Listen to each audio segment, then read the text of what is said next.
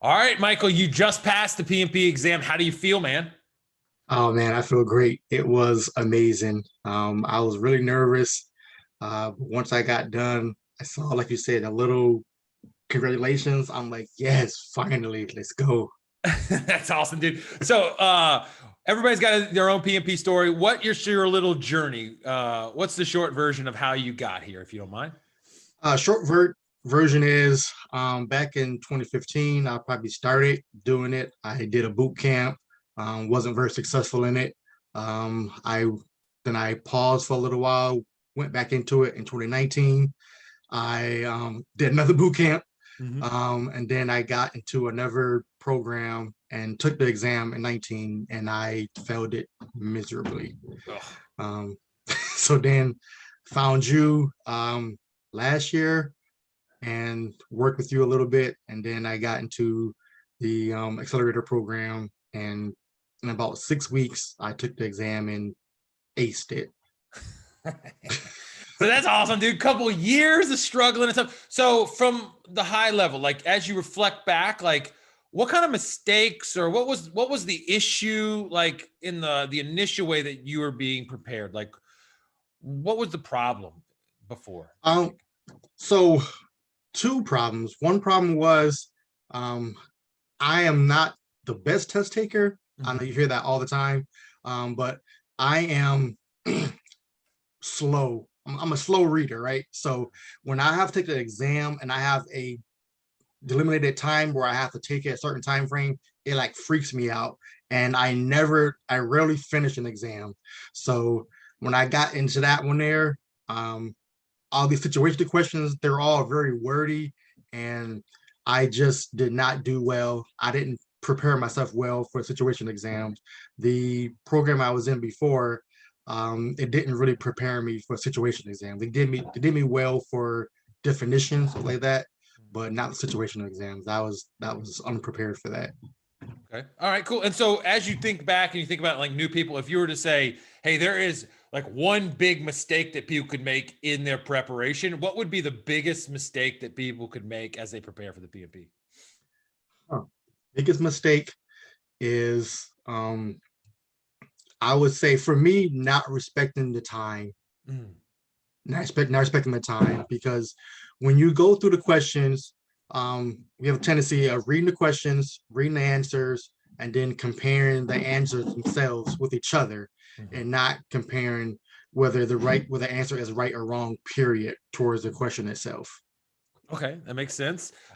So when you think about how you learned over a 6 week period, you went from like you failed twice, you're a little discouraged, all that stuff to like ace literally killing it, acing it in 6 weeks. Right. Like there's stuff around the questions, but the learning process. Did you look at things differently? Did you take to the material differently? Like, what about the material and the coaching and stuff helped you get it to the point where you were so successful? Okay. So I failed once. Don't Okay, get sorry about that, dude. you try to kill me. All right, cool, I cool. failed once. Um, And I would say what really helped me as far as the coaching structure was how to look at the questions and try to find the keywords in the questions and try not to get caught up in the minutia of the actual questions themselves. And again, as far as the questions, go to do the 50-50 was very helpful. When I did a 50-50, 50-50, click one and moved on. That really helped me to Mhm. actually finish the exam and try to actually identify which question is the right question. Okay, like let's go to the actual exam day. Or when you got there, were you nervous like the day of the exam? How are you feeling? Like, what did you do the day before the exam? What was it like for you? The day before exam, I relaxed. I did some cramming a little bit, not too much because I didn't want to get inundated. Yeah. But I did review some things that I wasn't familiar with, 100% confident on. The exam day was a nightmare. I had such a bad experience on the night Okay. on the exam. Um, I had to actually was booked for the exam earlier that day. There was a technical issue, and I had to actually rebook it for later on in the day. Mhm. Got through it, but once I got into it, the first few 20 questions or so, I had to navigate the territory. Okay, this is where I'm at. this is what I need to do, and just get into a groove. Once I got into a groove, I started hammering them out pretty good. That's awesome, man. That's awesome. And so what kind of questions did you face on there? Like what kind of questions are on the new PMP exam? Is it situational, agile, waterfall? Like what did you see? For my exam, I felt like I had a lot of agile questions. I know they say it's 50-50, but I felt like I had a lot more agile questions than waterfall questions. There were some situational questions. Well, no, there are a lot of situational questions, right? And there was quite a few hybrid questions as well. Okay, cool. And so when you think back about like the 6 weeks where you were preparing, like what was your study schedule like? Because you're working full time, right? Like what was it like? Right. Yeah. So I would go to work, and then when I got home, I would probably put in probably about, I would say 2 to 3 hours a night. Okay. And then before the exam, I am taking like a week off, so I can actually go through the accelerator, because when I was doing that in the first 4 weeks, I noticed that I was behind my prescriptive schedule to take the exam.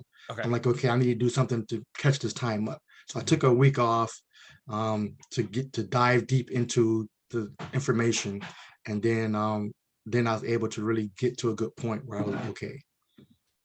That's good. Yeah. Yeah. That is awesome, man. And then like, as far as like the coaching calls go, like, I know you're on there, like the cool part was that you were always like giving your advice or your thoughts into the question. So how did that help you as far as like cementing the answers and getting you like the logic and speeding you up? Like what role did the coaching calls play in your development? Coaching calls was invaluable. Like that was the biggest thing that really helped me and pushed me. Doing the hard questions with you, and then having the coaching calls with Rob, those really helped me out. With you, it was a bigger group, so I got a lot of input on how people actually answer the questions. When I got with Rob, it was a smaller class, and I can actually ask questions more involved that was able to actually answer the like questions that I had before, as far as the structure and a lot of what if scenarios that I would never be able to answer by myself. That's awesome, man. Well, I'm glad that worked. And Rob is like one of the best. Like they're all good, but Rob is like one of the best. And so that little back and forth, like between hard questions with me and then the accountabilities with Rob, that's what we want to get for. So that is awesome. So as you go through this, how do you think like you've improved, or have you improved as a project manager? Has it made any kind of impact in your actual day-to-day work? Yeah, definitely. I would say once I went through the exam, once I got done, I saw things a lot differently in my projects, because I was working with some of the PMI methodologies prior to exam, but once I got deep into it, I saw a lot of things that I didn't see before. Like there's and even when I talk to other project managers, I'm able to speak to them in a way that only a PM can talk to you, right? And then talking to upper management, that helped me out as well.